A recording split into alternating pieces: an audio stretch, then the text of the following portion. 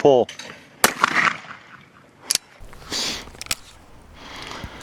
You know, high 2 and low 6 are two of the most critical shots on a skeet field. And the reason they're critical, and the reason some people struggle with these targets, is there's actually no recovery. Your first move has to be the right move. So really the key to shooting a good high 2 has to do with setup. Now, of course, hole point's very, very critical here, and there's a standard hole point for the whole skeet field. That's 1/3 of the way out from the house you're shooting the center stake. That distance is 21 yards, so your hole point on high 2 is 20 feet out from the high house. Now, that's a pretty specific hole point. When I say 20 feet, that doesn't mean 24 feet, it doesn't mean 17 feet, it means 20 feet, and it's very critical. I actually have another way of finding that, which means I'm from the front corner of the station, furthest away from the house. I go to straight out, which is perpendicular to the baseline, and I add 3 feet, and that's how I nail that hole point every time.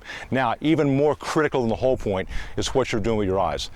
If you don't see high 2, you've got some problems. So how do we address that? Well, it's all about eye placement, but not only eye placement, which I call the directional look, but also are you paying attention to your peripheral vision? Are you having the ability to see that target leave the window? Because that really dictates whether you've got a good start or not on any target on the skeet field, but it's all important here at high 2.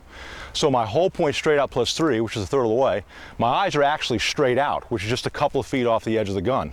So that's my directional look straight out, but I'm paying attention to my peripheral vision because I need to see that flash, the first movement, the first burst of energy out of the window. That lets me know the light turns green and it's time to go.